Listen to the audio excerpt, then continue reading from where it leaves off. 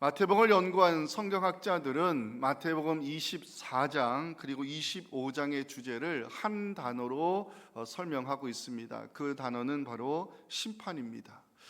마태복음 24장 열어놓고 계시죠? 우리 1절 한번 가보실까요? 마태복음 24장 1절 위에 오늘 성경의 제목이 어떻게, 이 본문의 제목이 나와 있습니까?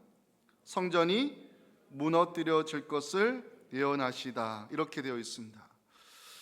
예수님의 말씀은 예루살렘 성전이 AD 70년 로마의 침략으로 성취된 것을 역사가 증명하고 있고 우리가 잘 알고 있습니다. 예수님은 예루살렘 성전이 파괴될 것을 오늘 마태복음 24장에서 예고하셨고요. 그리고 동시에 종말의 때에 일어날 마지막 심판에 대한 말씀도 제자들에게 들려주셨습니다. 그 이유는 제자들이 세상 끝날에 나타날 징조에 대해서 주님께 질문을 드렸기 때문입니다. 마태복음 24장 3절 보시면 예수님이 감람산 위에 앉으셨을 때 제자들이 조용히 와서 질문을 드립니다. 어느 때에 이런 일이 있겠사오며 또 주의 임하심과 세상 끝에는 무슨 징조가 있을 것입니까? 물어보았습니다. 제자들은 두 가지가 궁금했던 것이죠. 하나는 어느 때에 종말의 심판이 임할 것이며, 두 번째, 세상 끝날에는 어떤 징조가 나타날 것인지 물었습니다. 예수님은 이 제자들의 질문에 인자의 징조가 하늘에 나타날 것을 30절에서 말씀하셨습니다. 그때의 인자의 징조가 하늘에서 보이겠고 그때 땅의 모든 족속들이 통곡하며 그들이 인자가 구름을 타고 능력과 큰 영광으로 오는 것을 보리라. 이 말씀 잠깐 띄워놔 주세요. 자, 인자의 징조가 하늘에서 보일 것이다. 인자의 징조, 초대교회 교부들은요, 이 말씀을 하늘에 십자가 모양이 나타날 것이다, 이렇게 해석을 했고요. 또 어떤 사람들은 주님이 오실 때가 되면 나팔 소리가 들릴 것으로 이해를 했으며, 어떤 사람들은 하늘에 그리스도의 영광스러운 광채가 빛날 것이다, 이것을 기대했습니다. 이 30절 마지막 보시면 인자가 구름을 타고 능력과 큰 영광으로 오는 것을 모든 족속이 보게 될 것을 기록하고 있는데요, 사실 이 말씀은 다니엘 7장 13절 14절의 예언이 예수님의 그 재림으로 인하여 성취될 것을 성경이 증거하고 있습니다. 함께 읽어보겠습니다. 시작.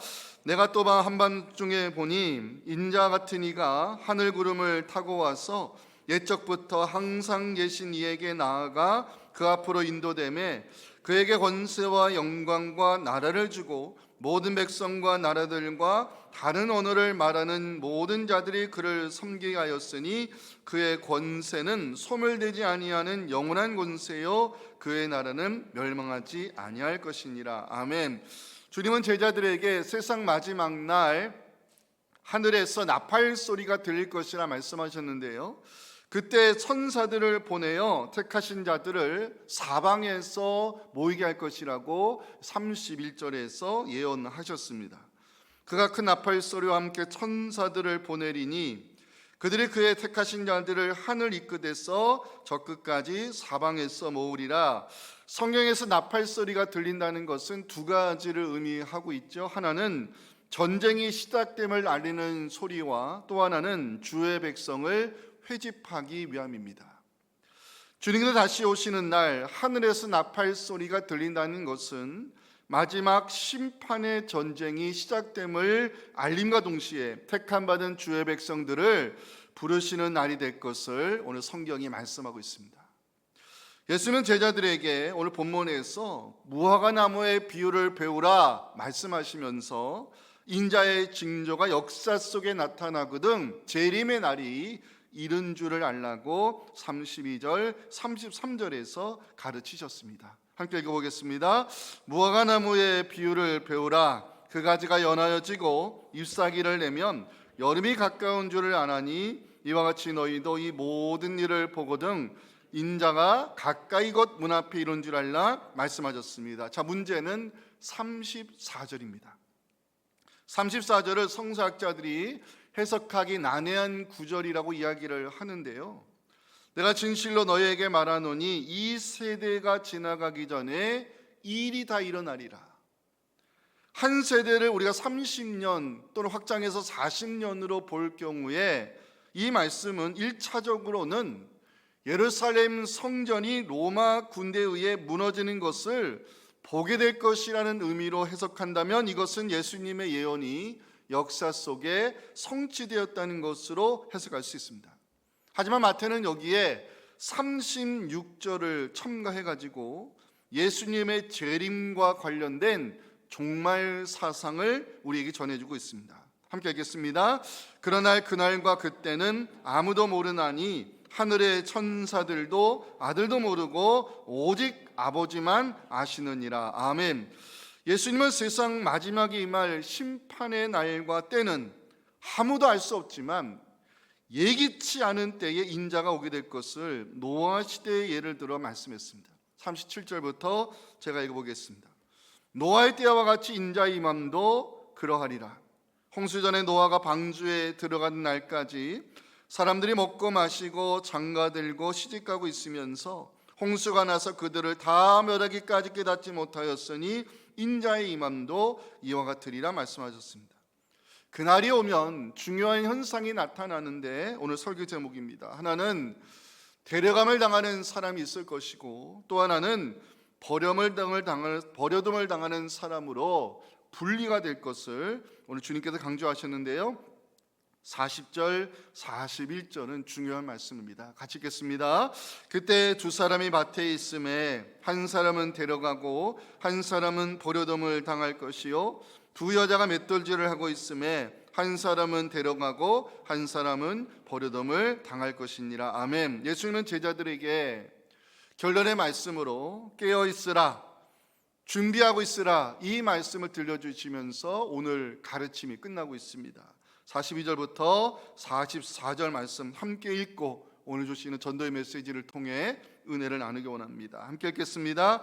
그러므로 깨어 있으라. 어느 날에 너희 주가 임할는지 너희가 알지 못함이니라. 올 줄을 알았더라면 깨어 있어 그 집을 뚫지 못하게 하였으리라. 이러므로 너희도 준비하고 있으라. 생각하지 않은 때에 인자가 오리라. 아멘. 첫째 메시지입니다. 같이 읽겠습니다. 시작. 주님의 오심을 기다리는 성도들은 하나님께서 그날과 그때를 감추신 이유를 알고 있어야 합니다. 오늘 본문은요, 제자들의 질문에 대한 예수님의 답변으로 볼 수 있는데 마태복음 24장 3절 보면 제자들은 두 가지를 물어봤죠. 어느 때에 이런 일이 있을 것입니까? 주의 임하시는 날 세상 끝에는 무슨 징조가 있을 것입니까? 자, 순서를 보겠습니다. 어느 때에 대한 질문이 세상 끝날에 나타날 징조보다 먼저 나오고 있는 것은 제자들의 관심이 어느 때에 있다는 것을 보여주고 있습니다. 그때나 지금이나 지난 2000년 교회 역사 가운데 많은 사람들이 재림의 주가 다시 오시는 그날과 그때 그 시간을 알기 위해 애를 썼고요, 지금도 이단들은 자기 마음대로 성경을 해석해 가지고 그날과 그때를 계산하여 사람들을 미혹하고 있습니다. 이에 주님은 어떤 답을 하셨을까요? 자, 36절입니다. 그러나 그날과 그때는 아무도 모르나니 하늘의 천사들도 아들도 모르고 오직 아버지만 아신다고 대답하셨습니다. 자, 우리는 여기서 질문을 던져 보겠습니다. 왜 그날과 그때를 하나님이 감추어 두셨는가의 문제입니다. 그 이유를 세 가지로 살펴볼 수 있습니다. 첫째는 종말에 임할 심판을 누구도 피하지 못하게 하기 위함입니다. 종말에 임할 심판을 누구도 피하지 못하게 하기 위해 하나님이 그날과 그때를 감추셨다는 것입니다. 31절 보니까요, 인자가 오시는 날 그날에는 하늘에서 큰 나팔 소리가 울릴 것을 성경이 예고하고 있죠. 성경에서 나팔 소리가 울린다는 것은 전쟁이 시작되는 날입니다. 주님 오시는 날, 그날은 전쟁이 시작되는 날인가 동시에 세상을 심판하는 날이 될 것입니다. 요한계시록을 보면 마지막 날에는 하늘에서 전쟁이 일어날 것을 사도 요한의 성경이 기록해 놨어요. 궁금한 것은 그 하늘의 전쟁의 결과겠죠. 자, 요한계시록 12장 7절부터 보시겠습니다. 하늘의 전쟁이 있으니 미가엘과 그의 사자들이 용과 더불어 싸울세. 용과 그의 사자들도 싸우나 이기지 못하여 다시 하늘에서 그들이 있을 곳을 얻지 못한지라. 큰 용이 내쫓기니 옛뺀 것 마귀라고도 하고 사탄이라고도 하며 온 천하를 깨는 자라. 그가 땅으로 내쫓기니 그의 사자들도 그와 함께 내쫓기니라. 세상 마지막 날 일어날 하늘의 전쟁 결과가 어떻게 된다고요? 사탄은 천사장과의 싸움에서 패배하게 됩니다. 마귀는 하늘에서 쫓겨남을 당하게 됩니다. 이 환상을 본 사도 요한은 주님의 오심을 기다리며 믿음으로 사는 성도들에게 승리의 메시지를 요한계시록 18장 20절에서 선포하고 있습니다. 같이 읽겠습니다. 하늘과 성도들과 사도들과 선지자들아 그로 말미암아 즐거워하라. 하나님이 너희를 위하여 그에게 심판을 행하셨음이라 하더라. 아멘. 주님 오시는 날, 예수 그리스도를 따르는 자들에게는 그날이 승리의 날이요 영광스러운 날이 되겠지만, 예수 그리스도를 따르지 않고 사탄 마귀에게 속한 사람들은 심판을 피하지 못하는 운명의 날이 될 것을 성경이 경고하고 있습니다. 두 번째, 왜 하나님이 그날과 그때를 감추셨을까? 이유는 기회주의 신앙을 갖지 못하게 하기 위함입니다. 사람은 이기적이죠. 그래서 언제나 기회주의적인 성격을 가지고 있는 게 사람의 특징인데, 만약 주님 오시는 그날이 성경에 언제 정확하게 알려지게 된다면 사람들은 어떻게 할까요? 38절 39절 오늘 본문 보시면 홍수의 심판이 임하기 전에 세상이 어땠습니까? 노아가 방주에 들어가던 날까지, 그날까지 사람들이 먹고 마시고 장가들고 시집가고 있으면서 홍수가 나서 그들을 다 멸하기까지 깨닫지 못하였으니 인자의 임함도 이와 같을 것이다. 주님 말씀했습니다. 만약 주님 오시는 그날과 그때가 성경에 정확히 알려져 있다면 사람들은요, 그날과 그때가 오기 전까지 전해왔던 대로 먹고 마시고 즐기며 살 것입니다. 그리고 그때가 오기 직전에 나는 예수를 믿는 사람이라고 태도를 바꿀 것입니다. 실제로 중세 시대에는요, 살아있는 동안에 자기 하고 싶은 거 마음대로 누리고 살다가 죽기 1시간 전에 교회 연락해서 신부를 불러다가 세례를 받고 죽은 자들이 많았다는 기록이 있습니다. 이게 기회주의 아니겠습니까? 이것이 과연 준비된 자의 모습일까요? 그래서 하나님은 기회주의 신앙을 갖지 못하도록 그날과 그때를 비밀로 봉인해 놓으시고 준비된 자만이 어린 양의 혼인잔치에 들어갈 수 있도록 해놓으신 것입니다. 하나님은 모든 것을 알고 계시는 분이시기에 그날이 되면 알곡과 쭉정이를 분리시킬 것이라고 마태복음 3장 12절에서 성경 기록하고 있습니다. 함께 읽겠습니다. 손에 키를 들고 자기의 타작마당을 정하게 하사 알곡은 모아 곳간에 들이고 쭉정이는 꺼지지 않는 불에 태우시리라. 아멘. 하나님이 왜 그날과 그때를 비밀로 두셨을까? 세 번째 마지막 이유는 성도들 하여금 영적으로 깨어 준비시키기 위함입니다. 어느 때에 그날이 임할 것입니까? 묻는 제자들의 질문에 예수님이 뭐라 대답했어요? 깨어 있으라, 준비하고 있으라. 이 말씀을 답으로 주셨어요. 더 이상의 답은 없습니다. 42절 44절은 바로 주님의 오심을 기다리는 우리에게 주시는 정답의 말씀입니다. 함께 읽겠습니다. 그러므로 깨어 있으라. 어느 날에 너희 주가 임하는지 너희가 알지 못함이니라. 이러므로 너희도 준비하고 있으라. 상각하지 않은 때에 인자가 오리라. 아멘. 주님께서 그날과 그때에 관심을 두지 말고 영적으로 깨어 있으라, 준비 있으라 말씀하시는 이유가 무엇일까?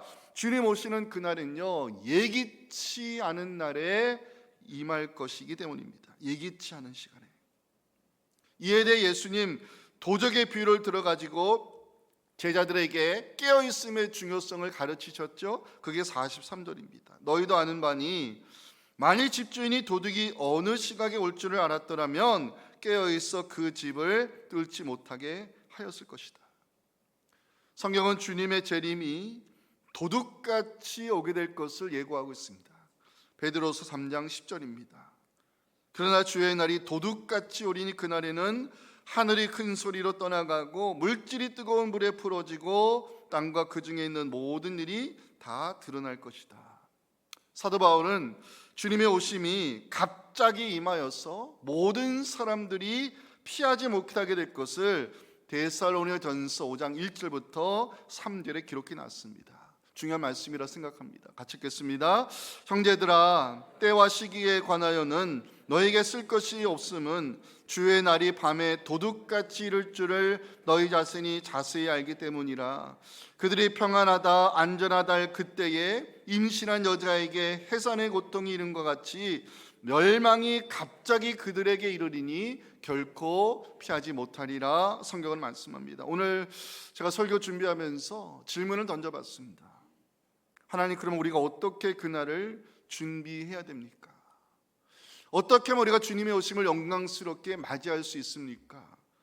질문을 던지면서 말씀을 묵상하는 가운데 세 가지 단어를 떠올리게 됐습니다. 하나는 기다림입니다. 기다림, 웨이팅.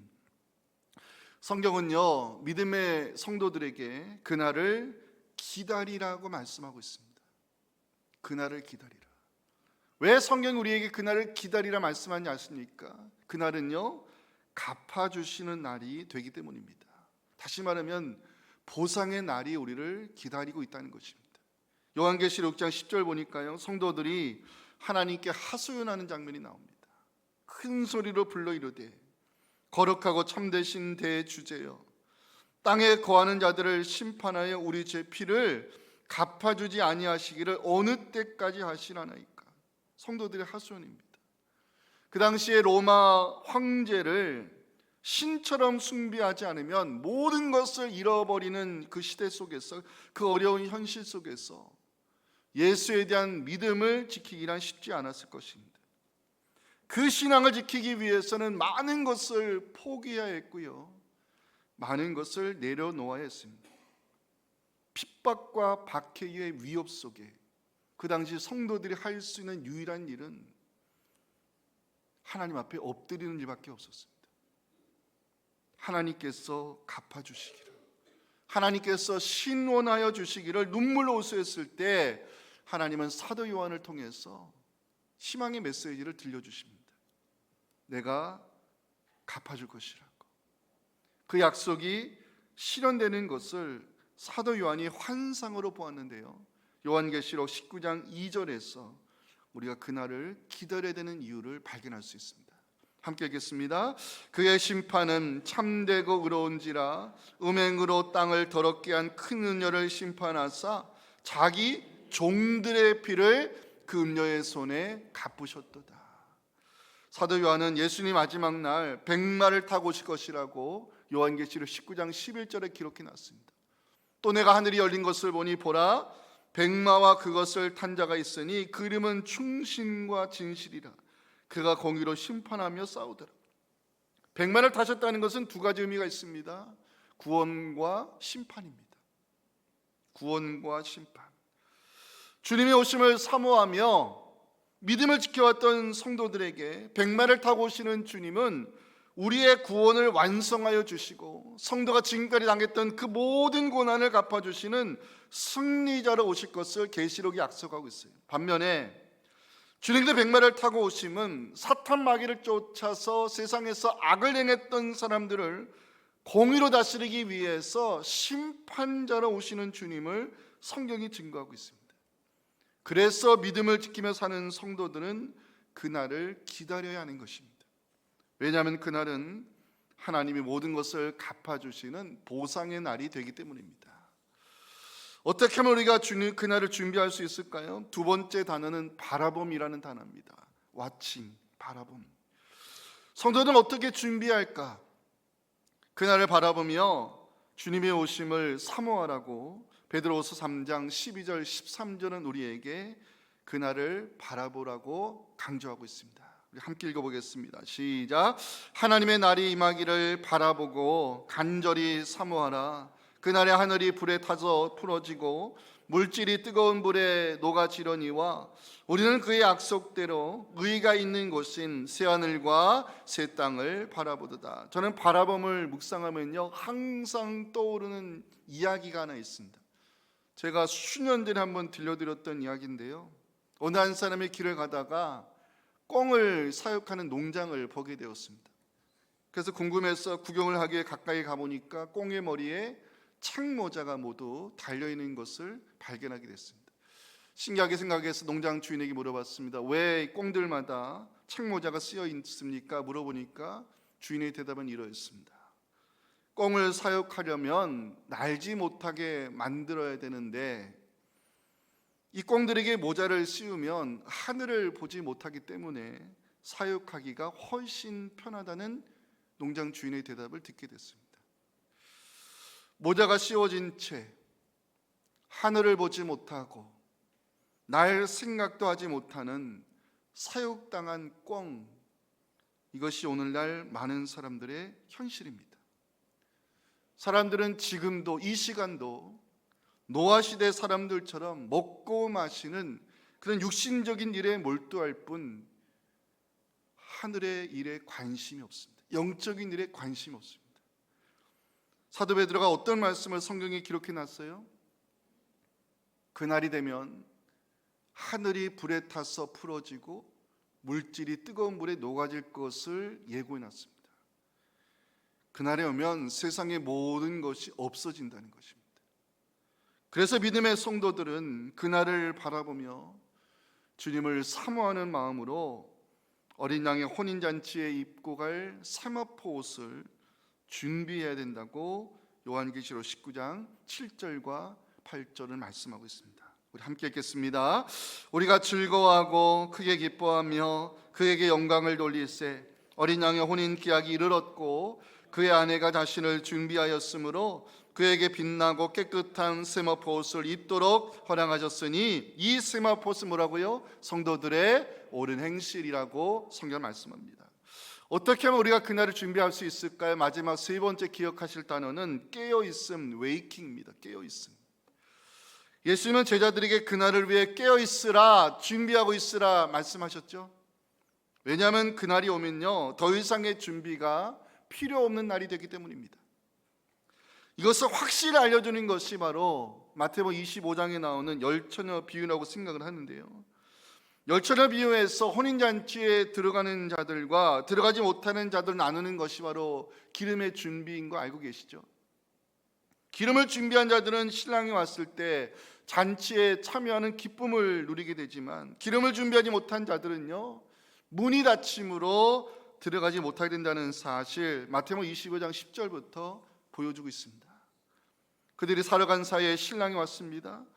준비했던 자들은 함께 혼인잔치에 들어갔지만 문은 닫혔습니다. 그 후에 남은 처녀들이 돌아왔습니다. 주여 우리에게 문을 열어주소서 간절히 원했지만 주인은 뭐라고 대답했습니까? 내가 너희를 알지 못한다 대답했습니다. 주님의 열처녀 비유를 통해서 결론의 말씀을 선포하셨어요. 마태복음 25장 13절은 여러분들이 읽어주시면 좋겠습니다. 시작.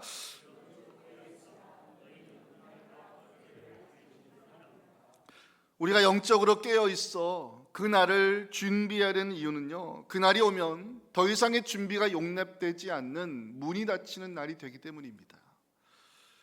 사랑하는 성도 여러분, 오늘 설교를 들으시고 돌아가실 때 이 세 단어만 기억하셨으면 좋겠습니다. 저를 한번 따라 하실까요? 기다림, 바라봄, 깨어있음.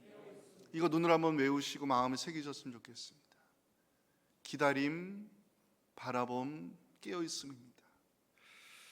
주님께서 다시 오시는 그날을 믿음으로 기다리는 성도, 주님께서 승리자로 오셔서 우리의 모든 것을 갚아주심을 바라보는 성도, 주님 오시는 그날을 사모하며 영적으로 깨어 준비하는 성도, 준비된 자만이 어린 양의 혼인잔치에 참여하였음을 믿으시면서 요한계시록 19장 9절 말씀을 다 같이 읽겠습니다. 시작.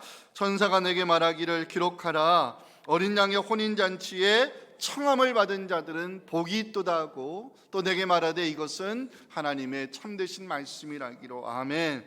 자, 마지막 메시지 읽고 오늘 설교 마치겠습니다. 시작. 그날은 데려감을 당하는 자와 버려둠을 당하는 자로 분리되는 날이 될 것입니다. 오늘 본문을 보니까요, 우리를 긴장시키는 단어들이 등장합니다. 하나는 데려감이라는 단어고요, 또 하나는 버려감이라는 단어입니다. 40절 41절 오늘 설교의 결론이기 때문에 같이 읽어야 됩니다. 시작.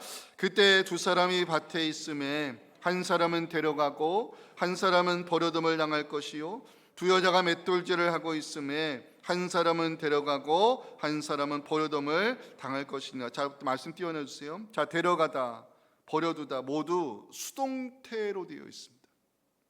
수동태로 되어 있다는 것은 데려감과 버려두는 주체가 하나님이시고 사람이 그 운명을 바꿀 수 없다는 의미로 해석할 수 있습니다. 이것이 우리를 긴장시키는 것입니다. 사람이 아무리 원해도 데려감을 당할 수 없고 사람이 아무리 원하지 않아도 버려둠의 상태를 바꿀 수 없다는 것, 이것을 결정하시고 선택하시는 분이 바로 하나님이심을 이 수동태 동사가 우리에게 메시지를 주고 있는 것입니다. 지난주 설교 중에 제가 마태복음 22장 13절을 여러분들에게 보여드렸죠. 잔치를 준비한 임금이 사환들에게 뭘 말합니까? 예복을 준비하진 그 한 사람의 손발을 묶어서 바깥 어두운 데 내던지라 그랬잖아요. 기억나시죠? 손발을 묶는다는 것은 자신의 힘으로 심판을 돌이킬 수 없다는 것을 말합니다. 데려감과 버려둠을 결정하시고 선택하신 것은 전적인 하나님의 영역입니다. 누가 데려감을 당할 것이고 누가 버려둠을 당할 것인가, 여기에 우리의 관심을 가지기보다는 우리 가족들 중에, 우리 주변 사람들 중에 혹시라도 버려둠을 당하는 사람들이 있어서는 안 된다는데 우리가 더 마음을 써야 됨을 성경이 우리에게 가르치는 것입니다. 왜 버려둠을 당해서는 안 되는가? 버려지는 곳이 지옥이기 때문입니다. 제가 이번에 스승년 전도축제 준비하면서 그동안 너무나도 세련되고 우아한 전도 메시지를 전했다는 사실을 깨닫고 개인적으로 반성했습니다. 사랑하는 가족 여러분, 대답하세요. 영원한 천국이 있음을 믿으십니까? 진짜 믿으세요? 그러면 영원한 지옥도 있다는 사실을 우리는 알아야 됩니다. 제가 사실은 이번 주일 새신년 축제 당일날 걸 플랜카드를 이거를 걸까 다른 거를 걸까 고민 중에 있거든요. 영원한 천국을 준비하셨습니까? 영원한 지옥도 있으면 아시기 바랍니다. 이 문구를 넣으면 어떤 반응이 나타날까를 생각해 봤거든요. 영원한 천국이 있음을 우리가 믿는다면요, 영원한 지옥도 있음을 잊어서는 안 됩니다. 지옥이 어떤 곳인가? 사실 신약 성경에 지옥이라는 단어는 없습니다. 정확히 번역하면 헬라어로 예수님이 지옥을 말씀할 때 쓰셨던 헬라어 단어는 지옥이란, 땅의 감옥이라는 단어가 없어요. 게엔나, 흰놈의 아들의 골짜기란 단어를 주님이 지옥을 설명할 때 쓰셨어요. 게엔나. 흰놈의 골짜기 알고 계시죠? 몰록이라는 우상에게 이스라엘 백성들이 자녀들을 인신제사로 불에 태워 바친 곳입니다. 흰놈이라는 말은 불 가운데로 어린아이를 지나가게 할 때 어린아이의 울음소리가 났다는 데서 이 흰놈이라는 단어가 나왔거든요. 유대인들의 흰놈의 골짜기를 혐오스럽게 여겼어요. 그래서 쓰레기를 갖다 버리는 곳으로 알고 있었고, 특히 범죄자들의 시체를 흰놈의 골짜기에 갖다 버렸어요. 예수님은 지옥을 설명할 때 게엔나, 흰놈의 골짜기로 말씀하셨어요. 그 이유는 지옥은 불의 형벌이 있는 곳이고 던져지는 곳이기 때문입니다. 성경 우리에게 말씀하고 있어요. 그날은 데려감을 당하는 자와 버려둠을 당하는 자로 분리될 것이라고. 제가 이 본문을 오늘 공부를 많이 했거든요. 성경학자들이 이 분리란 단어 앞에 형용사를 붙여놨던 날카로운 분리가 될 것이다. 날카로운 분리. 그 분리의 기준은 깨어 준비함에 있습니다. 제가 설교 준비하다가 막히면 교회 옥상에 올라가는 습관이 있는데, 오늘 설교 준비하다가 새세명 축제를 위해서 여러분들이 써내셨던 전도팀장들의 이름을 하나하나 보았습니다.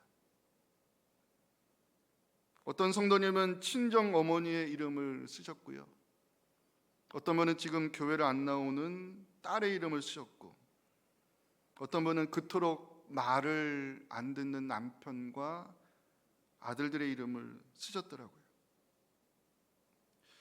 우리가 그들에게 복음을 전해서 믿음의 등불을 준비시켜야 되는 이유는 영원한 천국도 있지만 영원한 지옥도 있기 때문입니다. 그날은 데려감을 당하는 자와 버려둠을 당하는 자로 날카롭게 분리되게 될 것입니다.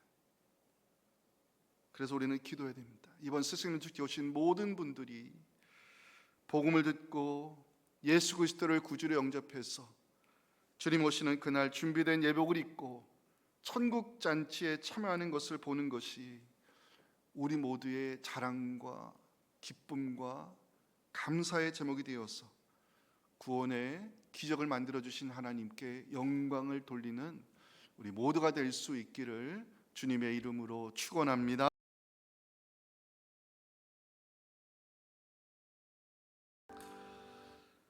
지금은 우리에게 승리의 날을 약속해 주신 우리 구주 예수님의 은혜와 그날을 깨어 준비하는 자들에게 예복을 입히시고 천국잔치로 초대하실 하나님 아버지의 크신 사랑과 성령의 역사 동행하심이 오늘 주의 정통에 들려주신 이 말씀으로 영적으로 깨어 준비하여 그날을 준비하고, 특별히 그날에 오심을 알지 못하여 준비되지 못한 자들에게 복음을 전하여 믿음의 등불을 들도록 준비시켜 내 가족들, 내 주변의 사람들 모두 다 천국잔치에 초대하기를 원하는 우리 사랑하는 모든 성도들의 이 간절한 기도와 새세명 축제 그날 선포될 복음과 함께 참여할 모든 예배자들 위해 지금부터 영원토록 함께 하시기를 간절히 축원하옵나이다.